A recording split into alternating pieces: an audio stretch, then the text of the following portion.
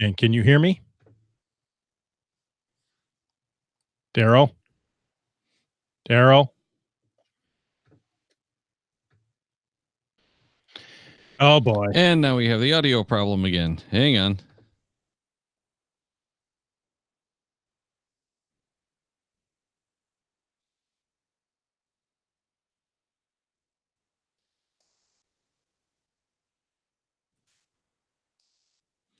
Now, All right. can you hear me? Now I can hear you. I have the start button, so we should be good. And you have a new chat, right? Yes. Okay. Yeah, I had to delete the other event and create a new one. I've had that happen once or twice, not often, but It seems like I only have these kind of problems if I create them within 24 hours, of the Really? event. Yeah. If I do them weeks in advance, I've yet to have a problem like that. All right. You're running an old version of Chrome that's starting to creep up on you? I'm actually running Safari. Safari. Oh, okay. Yeah. Because Safari is the only thing that I found that will actually allow us to do the thingies. Lower thirds. Yes, thank you. All right, are you ready? Finally, yes. Starting broadcast.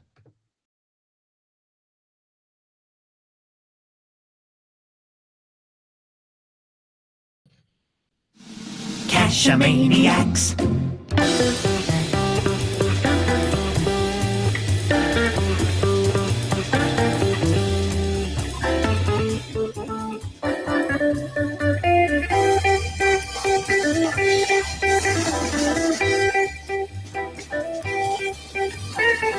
Geo Gearheads. Well, hello and welcome to Geo Gearheads. This is episode 386 with my friend and co-host, Daryl W4. Daryl, why don't you tell them what Geo Gearheads is? Well, Geo Gearheads is a weekly podcast, and well, I guess we can call ourselves maybe a vlog now, but video show that talks about geolocation gaming and more specifically, usually geocaching. How's that sound? Good. I don't know if, well, we are a vlog, but don't we get far more downloads of the audio podcast than the video podcast? Oh yeah.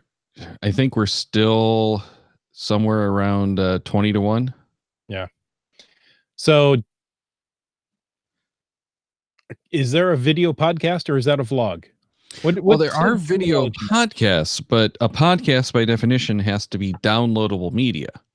So we are not a video podcast because we don't have the downloadable videos.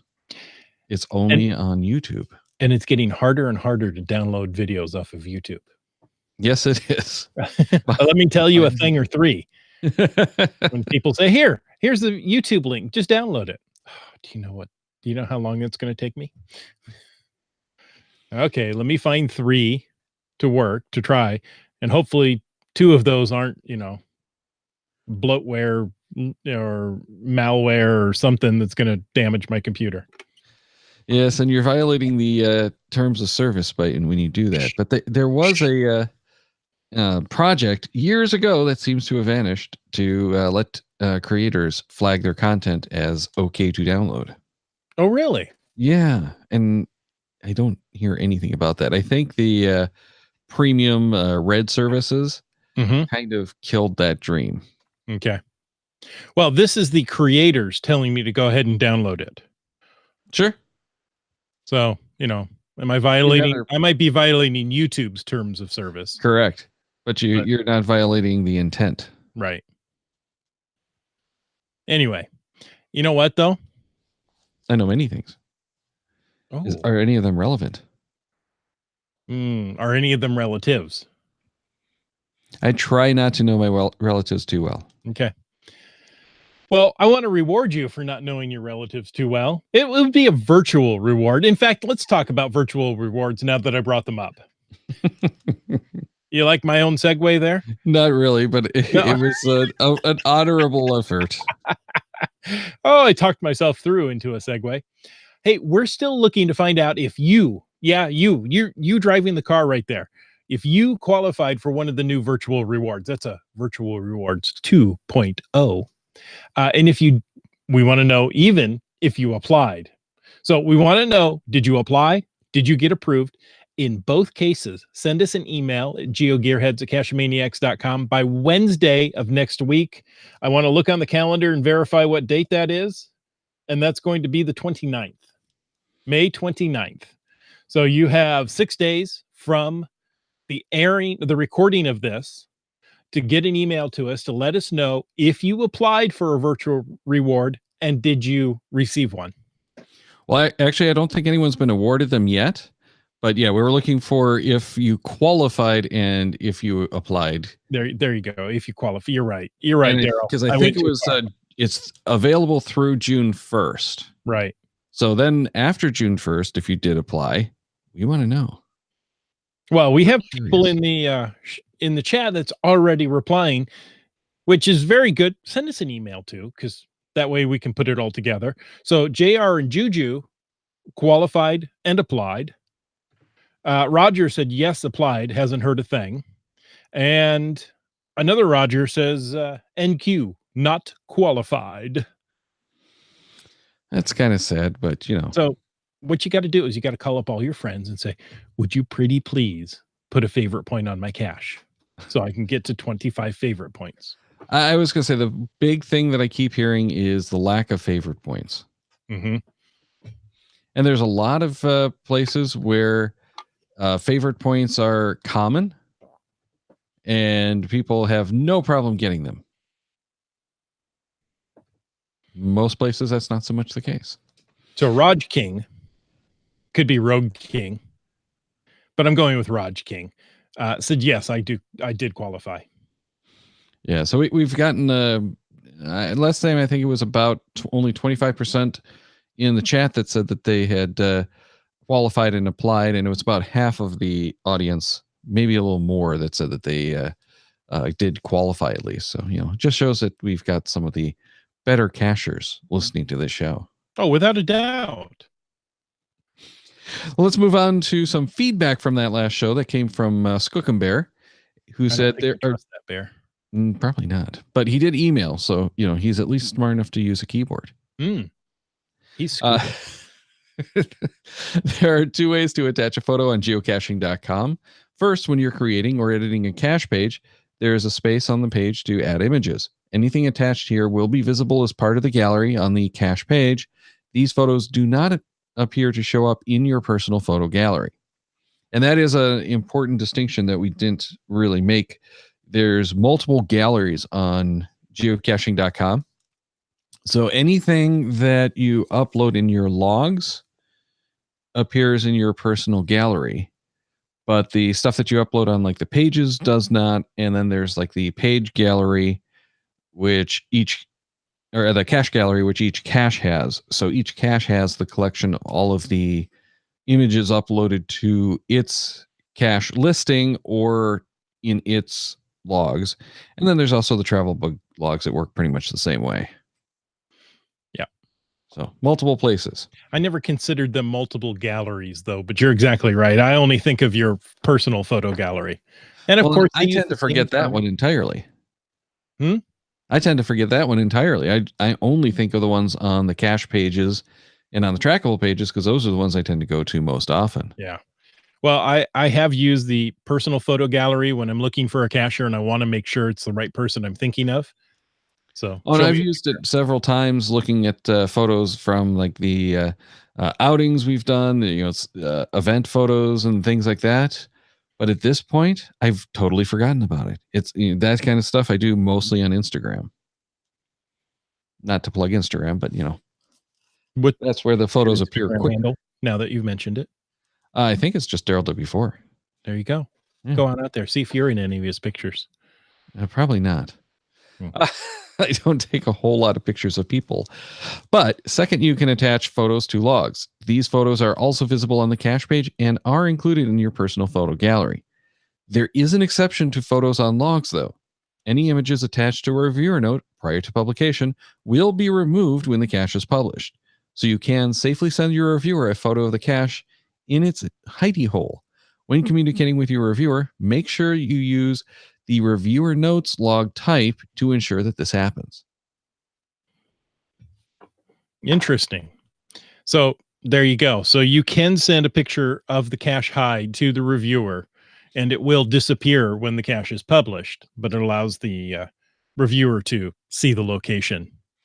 And Even he is a volunteer reviewer, so he speaks with authority on this as how that this is how it works.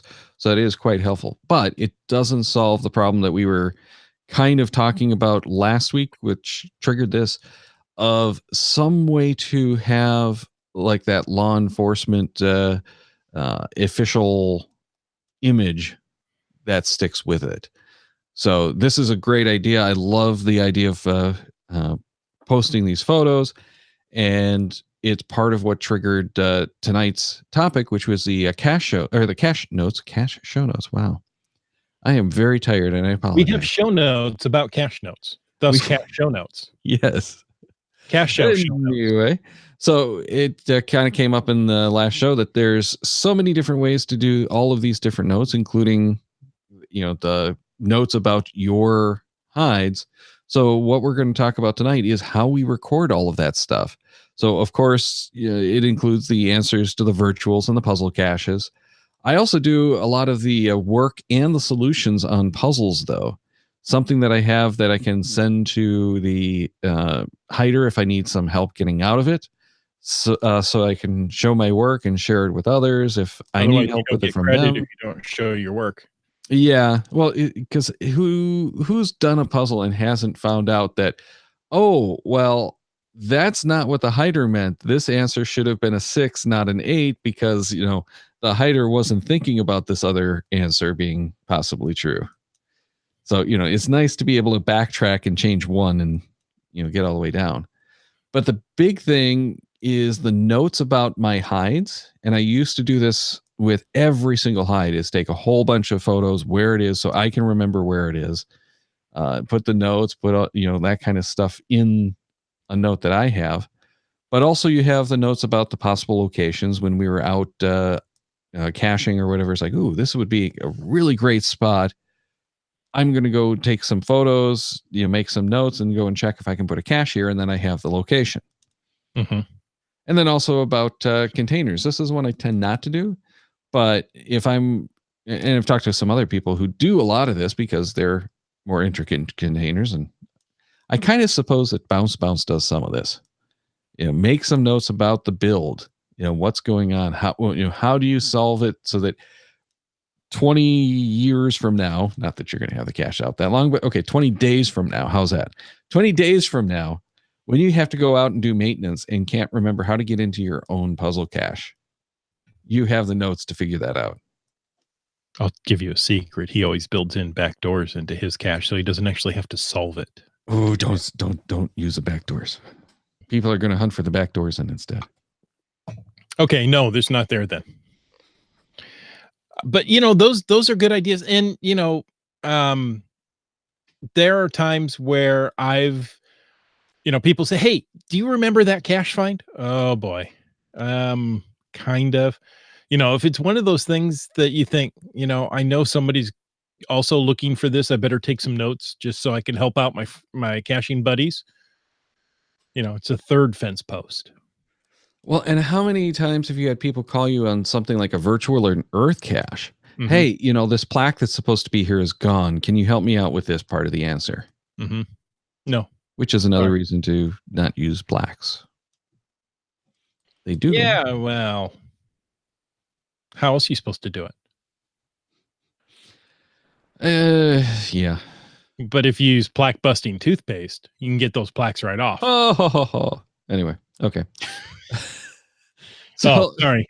The most obvious and ubiquitous version of this is the geocaching.com personal cache notes. Now, Chris, I know you're using this probably as much, if not more, than I am. Mm-hmm. And the reason I really like it. Yeah, the reason we like this is it sticks with that cache on all of your devices that you're logged in with geocaching.com. So it's on Cachely, it's on the web page. I believe it still shows up on Project GC if you do some searches there. And even Cache Turno, I think, carries those across and lets you put stuff into it.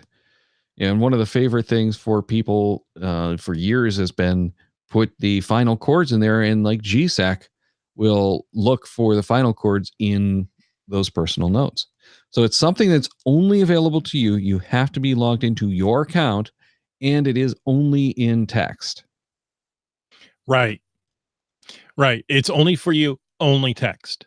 Correct. And only on that cache. So, you can't make a universal personal cache note. It's just for that cache. That being said, that's very handy because if I'm solving a puzzle at my desk, I can drop here's how I think it's solved and I'm working on it. I can do all that in the cache note because that cache note, I've not hit a limit. I don't know if it's unlimited in size, No, but it is. They've raised it, but it it's big. was pretty small. Mhm. I want to say it was under 500 characters at one point. Okay. So a lot of people were hitting it quite frequently, but I still hit that limit. When one of the things that I love to do is the challenge checker over at Project GC. Mhm. Run the challenge checker, verify that I've done it, copy the code out of there that lists the caches or whatever it is that I need to list into that personal cache note. That way, when I go and find it, sometimes I won't even find it over a year from now. Right. But I've got that in there. It's on the list of my qualified challenge caches. And then I just copy that right out of the cache note and paste it into my log. Mhm. So it's just a way for me to save some time. Right, but it allows you to do it at your desktop and then save it in that cache note and access that same cache note out in the field in any number of apps, Absolutely. which is spectacular. And not only that, it's pretty good too. Yeah, but like we mentioned, it does not support links. It doesn't support formatting, and most of all, it will not do an image. Right. It could do a text graphic if you're willing to take the time. Not really, because I found in some cases that the line breaks don't get honored correctly. Oh, well, never mind. And it's not in a monospace font, and the different Oh, devices yeah, will that's display right. it differently. So yeah, you probably could come up with something, but why? yeah, it's going to Okay. be a little bit of a disaster. But it is an awesome way to do that. What I typically do is anytime there's a multi-stage cache, I put those chords for each stage in there. Mhm. It's just there on the server. I don't have to worry about it. If something goes wrong and if someone asks, it's like, what's that GC code? I can pull it up just about anywhere and figure out, ways to help them out. Another use for it I've been using, Daryl, is there's a new geo tour in the area. So I've been writing the answer. There's a code Yes. word in each cache, and I've been putting that in those notes as well, so I can go back and verify if there's one I forgot to write down. No, I didn't put it in the notes either, but that doesn't mean anything. Um, Yeah. that's a real shame. But yeah, But those kind of things are perfect for it. The challenges where you need those Yep. answers, go back. It's not as convenient as putting it, for like the challenges where you have to find, the ABCD caches to get that F cache. Mhm. That you're usually probably better to put those into that final cache.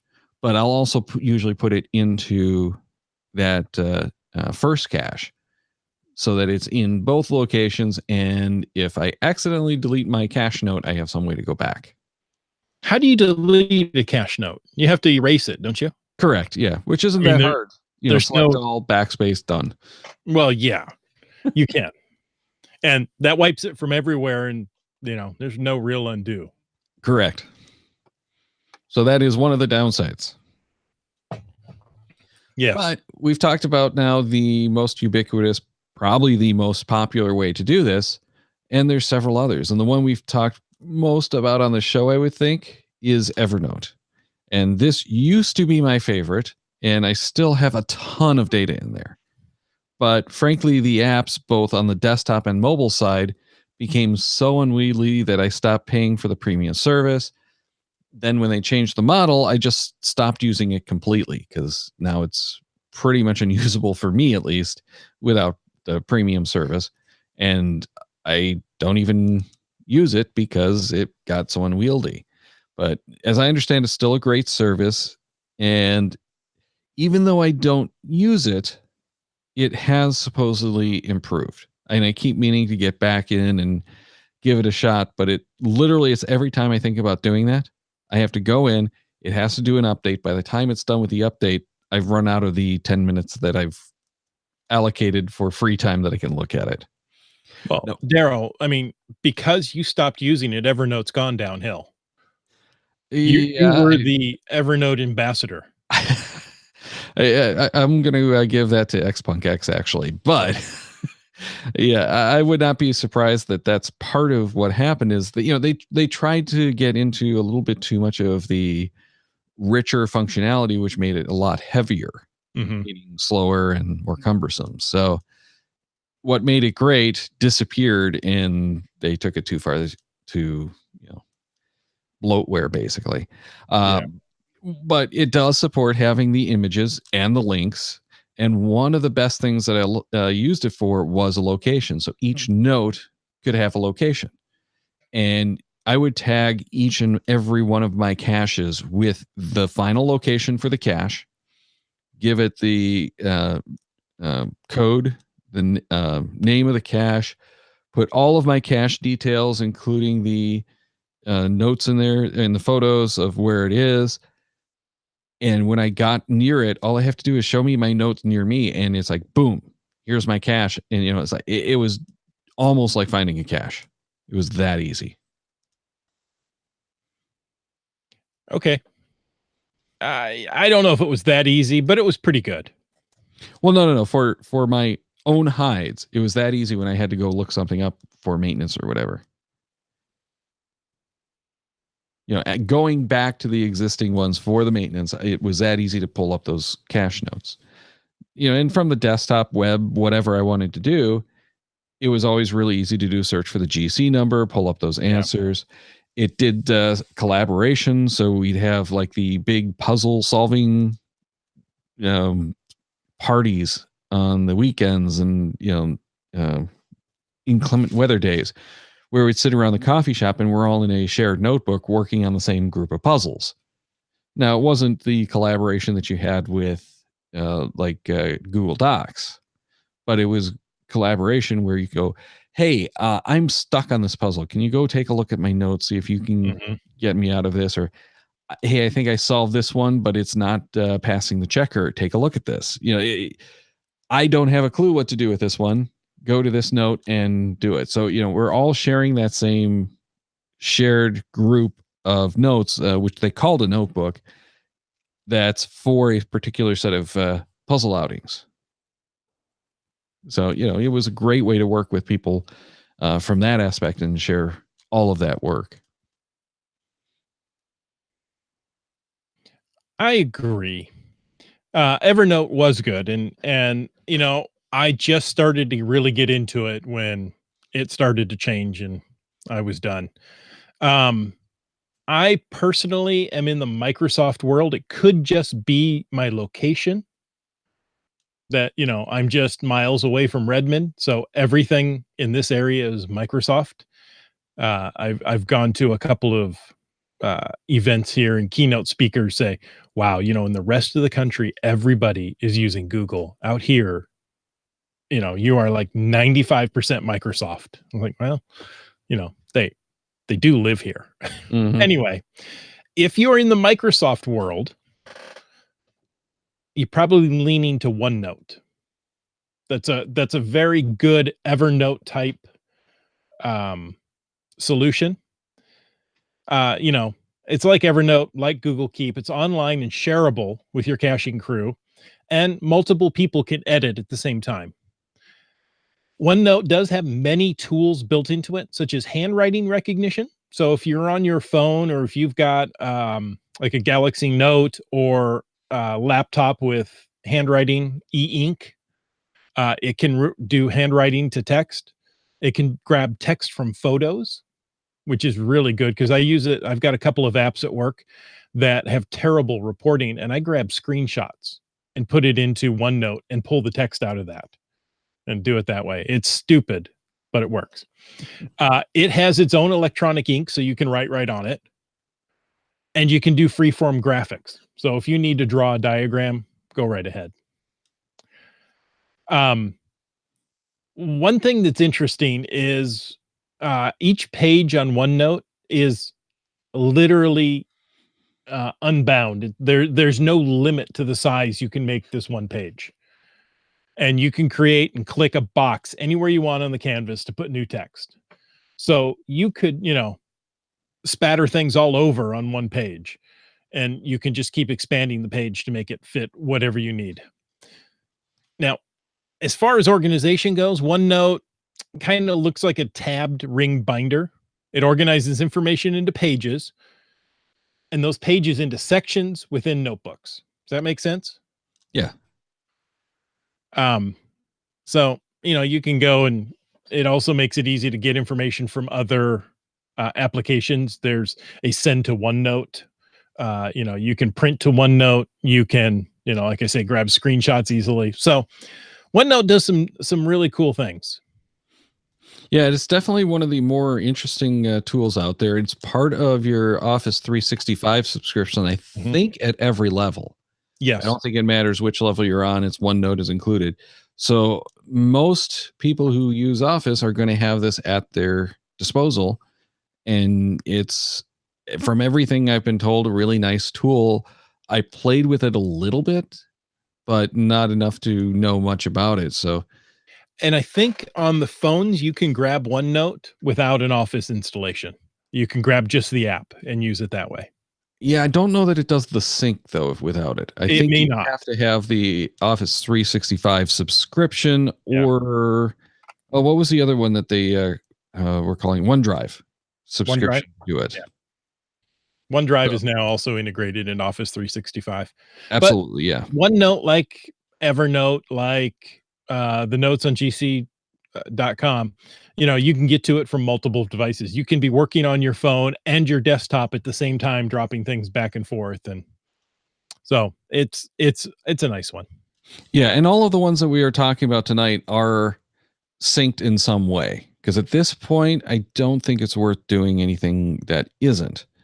Now, that said, there are tools like GSAC, which people use for a lot of that stuff and don't inherently do the syncing, but are worth keeping in mind.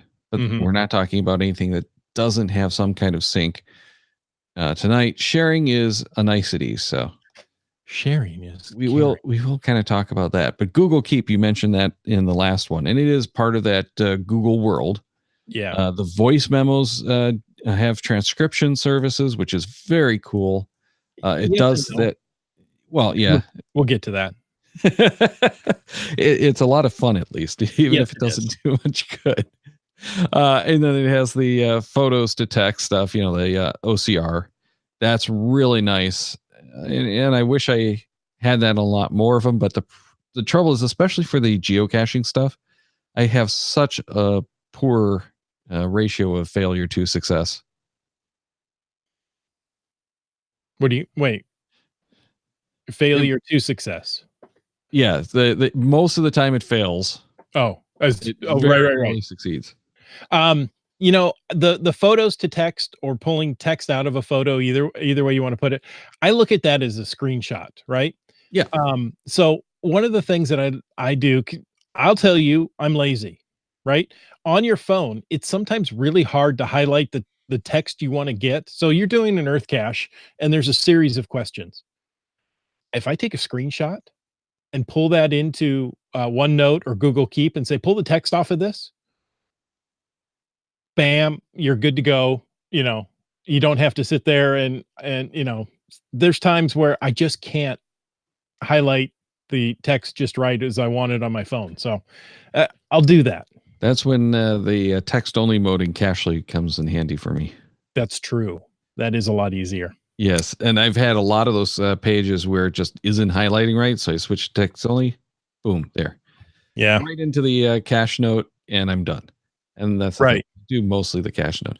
But I love taking those photos of the signs just Mhm. so that I have that reference. Like I've had more than once a Earth Cache owner come back to me and say, you want to check that last answer? I don't think you got quite the right thing.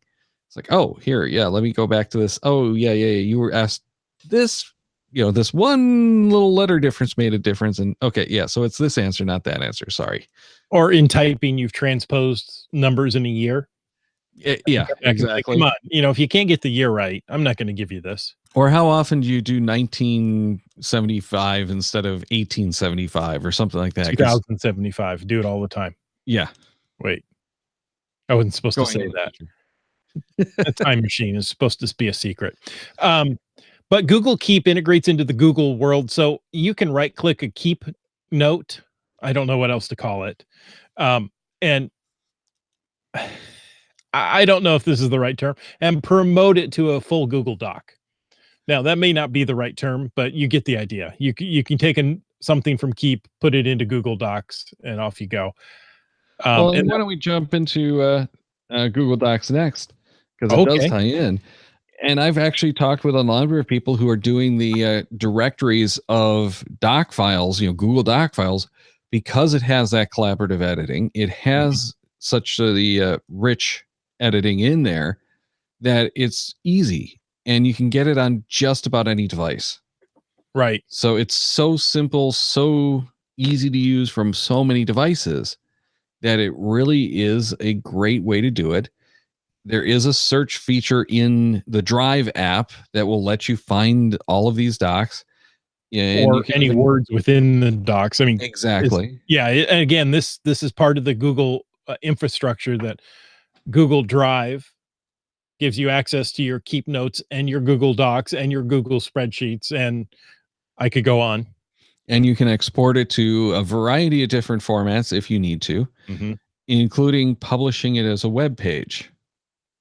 So if you have those notes that you created about building that perfect puzzle box that you want to share with the world, simply go publish and share that link and you're done. Put it on Twitter, put it on your profile at geocaching.com, however you want to share it. It's just a link and it's essentially a hosted web page. Yep. And that great drawing you did on the cocktail napkin, you just take a picture of it, put it in there, and you're good to go. Yeah. It's basically a word processor that publishes to the web and gives you that collaborative editing. And just so that everyone knows how much we use Google Docs here, that is the tool that we use for our rundowns. And we're in here live doing the editing. If you're trying to do collaborative editing, there's very few tools that come close to Google Drive and Sheets for doing that. Everyone's working on that. I shouldn't say everyone. A lot of people are working on it, and it is getting better from so many of the other places too. But we've been doing this for probably almost 15 years for most of the podcasts that we do, because it's free and does allow for this amazing collaboration. Exactly. Yeah. So we can edit a document at the same time, see what each other's typing. We could use it as an impromptu chat if we need to. There is a chat feature within it. It does everything. Yeah. Commenting. It does some versioning now. That's fairly new. But it does have a lot of good history too. So if you accidentally go and delete the whole thing, you can go back and find that one sentence that you maybe accidentally deleted 4 or 5 months ago that you knew you put in there, but suddenly disappeared. It'll go back that far. I didn't realize that. So I have to be careful what I type in there. Yeah. Then you'll see it. Yeah, it does seem to reduce the number of versions available over time. But yeah, there's a lot of history that's available there, and you just show the changes, and it's really kind of handy. It doesn't do enough for like legal kind of stuff, but for anything that we're talking about here, it's probably overkill. Yeah, exactly.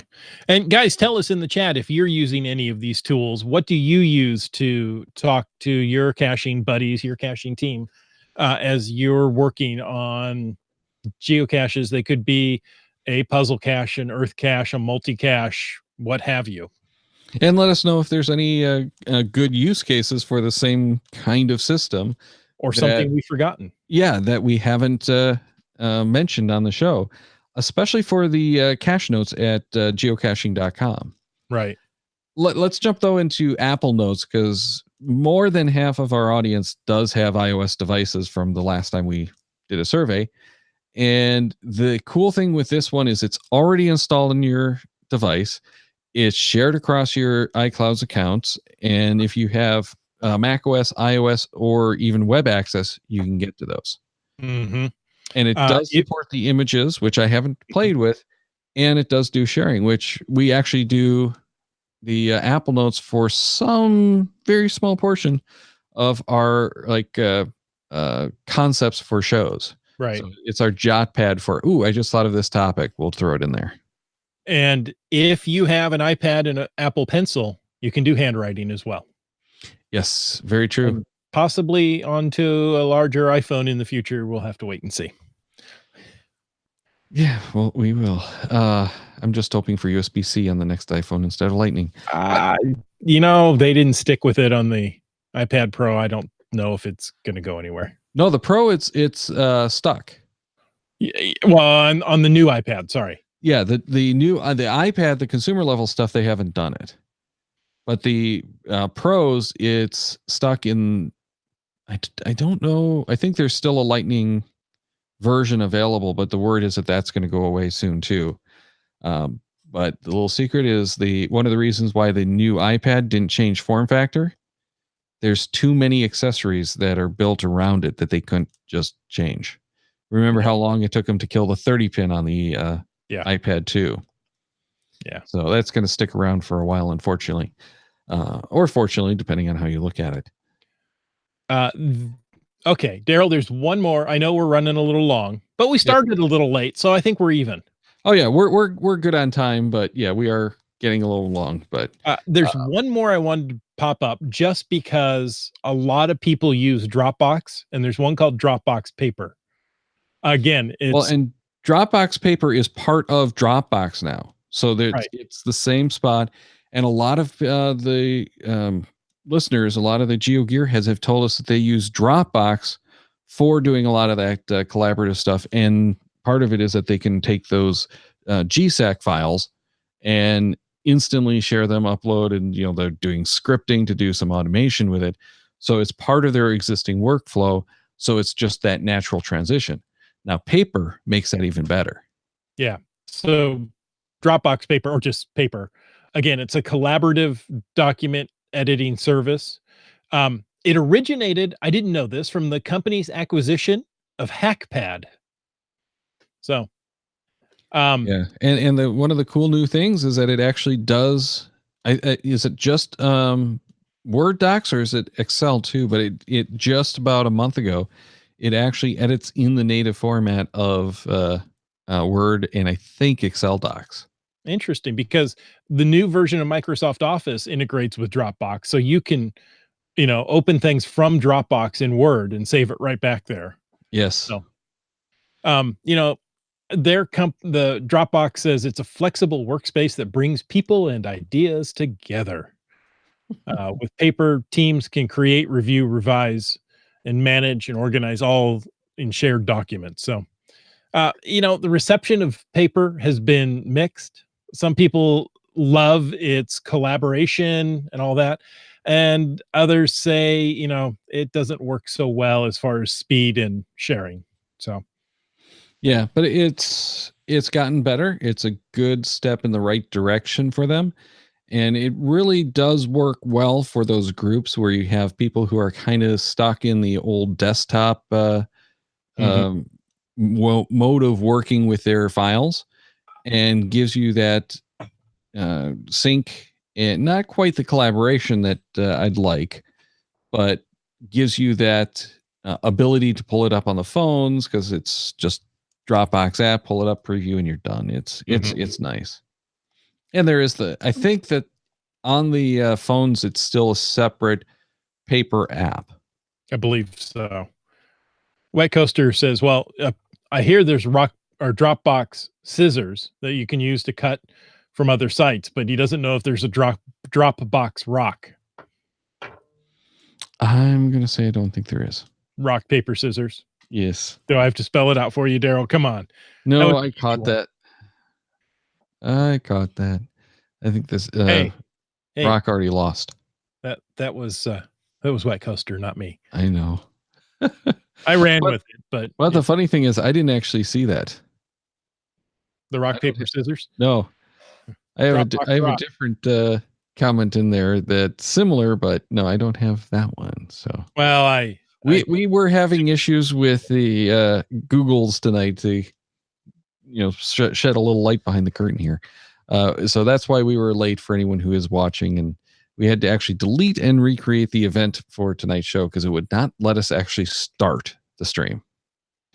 Yeah, so there's no one solution that's better than others. Perhaps Google's not working for you tonight. Maybe you should move over to Microsoft or Dropbox. Yeah. Oh, and that's actually something I forgot totally until you just mentioned it. I have gotten hooked on the Google Stream app for the desktop. It's essentially like a Dropbox style utility that lets you bring up Drive on your desktop as if it were another disk drive. But the beauty of it over the Dropbox app, it doesn't sync. It streams. So I can open a Google sheet or Excel file right on my computer. Right from there, I can take like Adobe Illustrator files. I've been working with those a bunch. And it literally just opens, edit, and it saves right back out to the drive as if it is on my computer.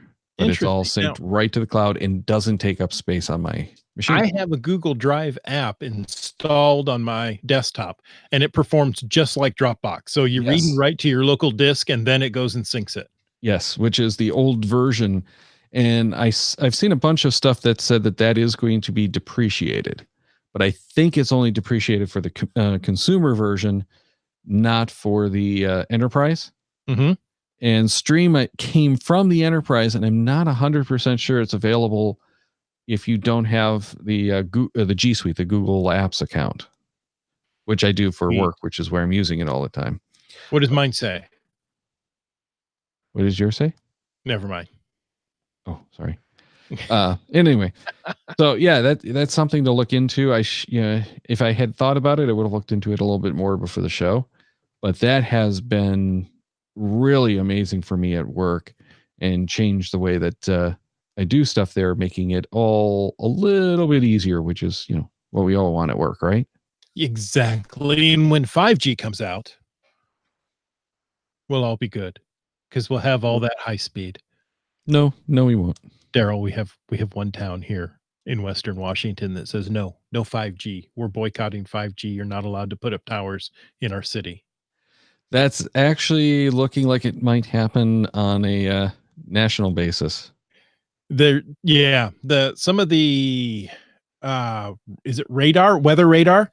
Weather radar is affected. Yeah. Because the 5G will the spectrum that they've allocated for it interferes with the moisture sensing. Mm-hmm. So basically they're saying we're going to go back to the 80s as far as weather forecasting. Okay. They didn't get it any better back then or any worse. Well, they did for especially things like tornado warnings. Mm. That's one of their big things is the tornadoes and hurricanes are the big things that they're looking at. Basically, I don't remember what the article was saying, but it's even worse for the hurricanes. Mm-hmm. And they're saying that we're going back to like the 60s. Oh. So it'll be interesting to see what happens. Yeah. But yeah, they're actually a number of agencies, including a bunch of governmental agencies, lobbying Ajpai at the FCC to restrict access in that band to make sure it doesn't interfere. And it's entirely possible. It's just a matter of making sure the proper protections are in place. Mm-hmm.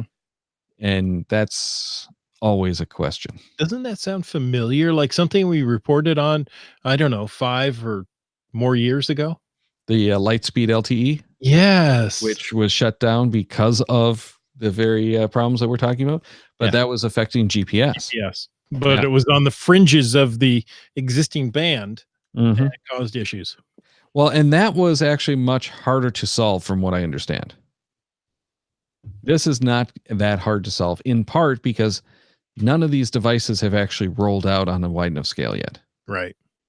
So once they start rolling it out, then it's a problem that can't get fixed. Mm-hmm. So, yeah. All right. Well, let's wrap up this one. And again, remember, we want you to email geogearheads@cachemaniacs.com to let us know if you qualified to apply for one of those Virtual Reward 2.0 caches. And if you did qualify, did you actually apply? So we'll be sharing those results next week. Well, Daryl, you bring up next week. Next week, we're going to be talking with your friend and mine, GSM times 2, who's wrapping up an article entitled Freshening the Game Board. That's on FTF magazine. It's going to be a lot of fun. So if you have an opinion or stories that you'd like us to read, email geogearheads@cachemaniacs.com or use the feedback form on the cachemaniacs.com site. And I'm just having too many problems, Daryl. You better take it from here. Check the Cachemaniacs website at cachemaniacs.com for more on the GeoGearheads, including show notes for this and all of our episodes. We love hearing from our listeners, so leave us feedback by emailing geogearheads@cachemaniacs.com or through social media. Your support helps keep the Cachemaniacs shows coming. Please consider becoming a patron through the link on their website to support the Cachemaniacs shows. GeoGearheads is produced by Chris Offenauer and Daryl Wanberg. This show is copyright 2019 by Daryl Wanberg. All rights reserved.